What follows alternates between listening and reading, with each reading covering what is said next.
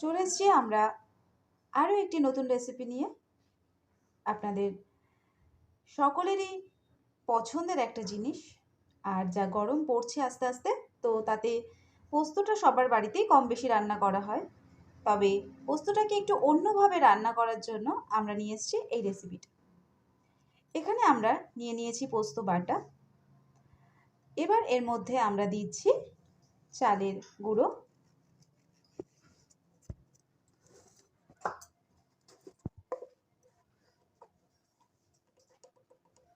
দিয়ে দিচ্ছি অল্প একটু হলুদ গুঁড়ো,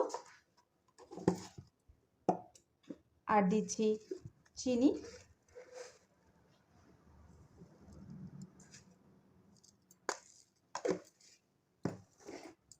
এবার আমরা দিচ্ছি পরিমাণ মতো নুন। এর মধ্যে দিয়ে দিচ্ছি অল্প একটু লঙ্কার গুঁড়ো।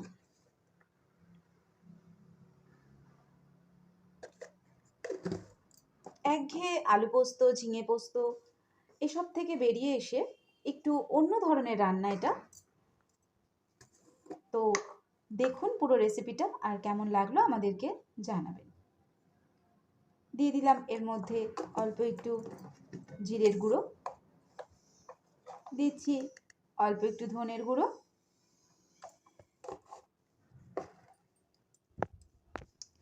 দিয়ে দিচ্ছি অল্প একটু গরম মশলা গুঁড়ো।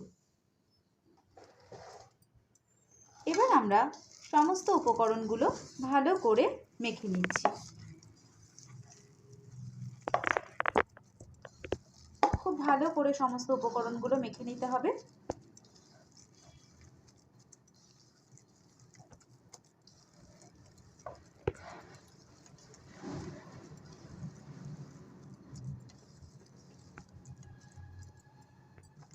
দিয়ে দিচ্ছি আমরা এর মধ্যে একটু বেসন,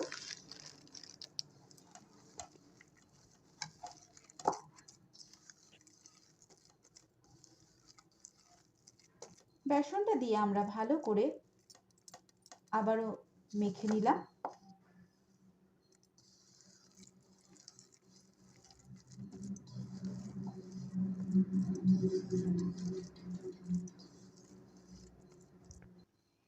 এবার আমরা এই মেখে নেওয়া পোস্তটাকে গোল গোল করে বল করে নিচ্ছি। দেখুন আমরা এইভাবে গোল গোল করে বলের মতো করে নিচ্ছি।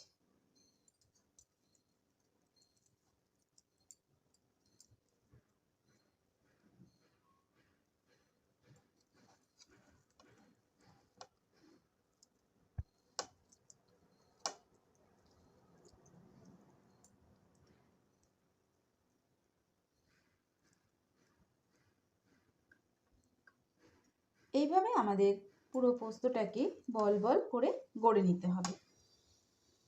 এইভাবে আমরা গোল গোল করে বলের মতো করে নিয়েছি।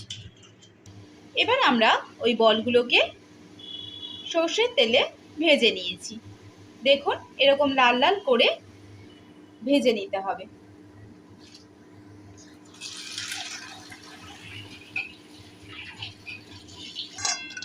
এইভাবে আমরা লাল করে ভেজে বড়াগুলোকে তুলে নিচ্ছি।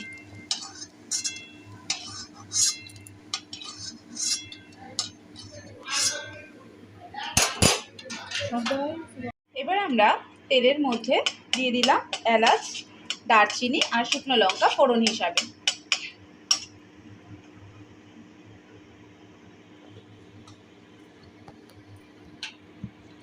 দিয়ে দিচ্ছি আমরা জিরে। এখানে আমরা গোটা জিরে দিয়ে দিচ্ছি ফোড়নে। ফোড়নটা একটু ভাজা হলে তারপরে আমরা এর মধ্যে দিয়ে দিচ্ছি আমরা আদা বাটা।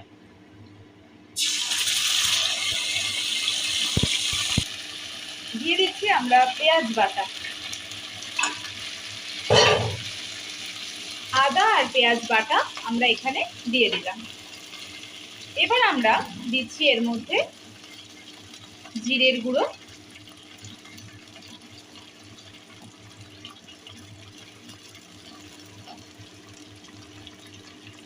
দিয়ে দিচ্ছি আমরা অল্প একটু ধনের গুঁড়ো,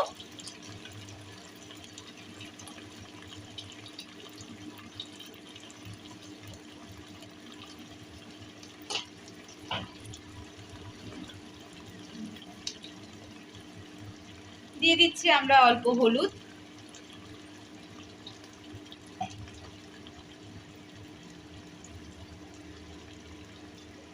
দিচ্ছি অল্প একটু লঙ্কার গুঁড়ো,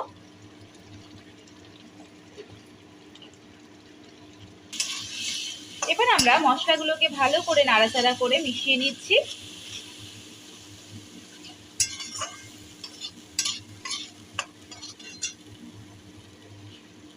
দিয়ে দিলাম চিনি আর দেব নুন।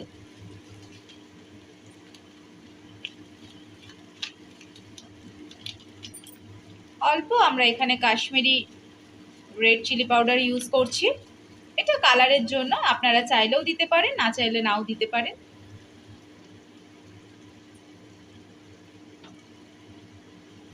দিয়ে দিলাম আমরা এর মধ্যে নুন, পরিমাণ মতো নুন। এবার আমরা এর মধ্যে দিয়ে দেব টমেটো, টুকরো করে কেটে রাখা টমেটো।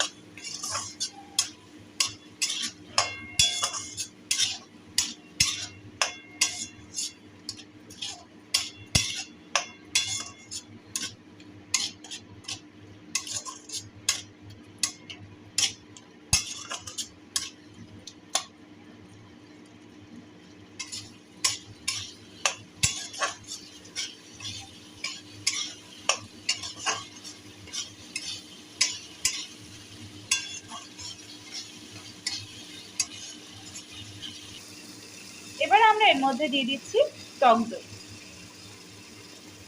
অল্প একটু আমরা টক দই ইউজ করলাম।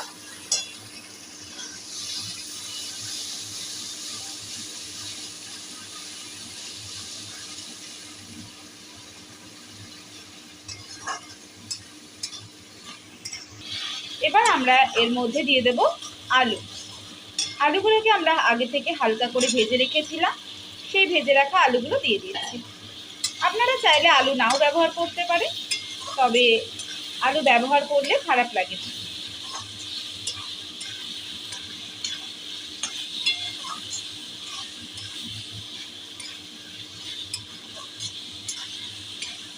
ভালো করে মশলাটা থেকে যতক্ষণ না তেল ছাড়ছে কষাতে হবে।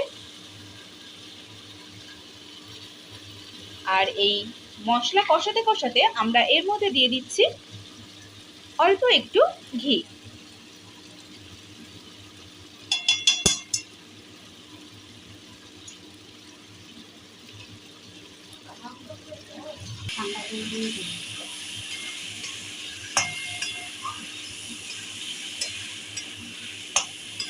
ভালো করে আমরা মশলাটাকে কষিয়ে নিচ্ছি।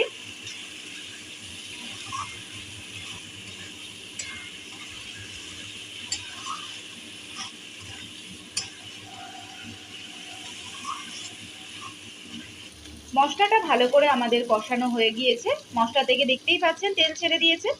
এবার আমরা এর মধ্যে জল দিয়ে দিচ্ছি।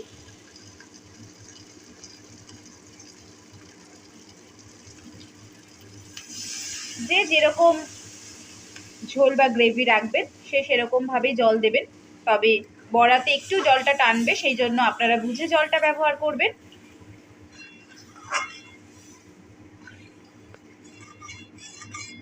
একদম অন্যরকম একটা রান্না। পোস্ত তো আমরা সবাই বাড়িতে রান্না করেই থাকি, তবে এইভাবে আমার মনে হয় না কেউ রান্না করেন বলে। যদি ভালো লাগে রেসিপিটা একটু শেয়ার করবেন, অন্য সকল বন্ধুদের কাছে পৌঁছে দেবেন। আর কেমন লাগলো আমাদেরকে একটু কমেন্ট করে জানাবেন। আমাদের ঝোলটা ফুটে গেছে, এবার আমরা এর মধ্যে বড়াগুলো দিয়ে দিচ্ছি। রেডি হয়ে গিয়েছে আমাদের পোস্তগুলির কালিয়া। নামটাও কি সুন্দর, তাই না? পোস্তগুলির কালিয়া, একদম অন্যরকম একটা রান্না, আর নামটাও একদম ইউনিক। অবশ্যই বাড়িতে ট্রাই করবেন বন্ধুরা, আর কেমন লাগলো আমাদেরকে কিন্তু জানাবেন। তো এবার গরম গরম ভাতের সাথে পরিবেশন করার পালা। অল্প করে আমরা দিয়ে দিচ্ছি এর মধ্যে একটু গরম মশলা। এটা অপশনাল, আপনারা চাইলেও দিতে পারেন, না চাইলেও দিতে পারেন, এমনিতেই এর স্বাদ অসাধারণ হয়ে গিয়েছে। তো রেডি আমাদের পোস্ত গুলির কালিয়া।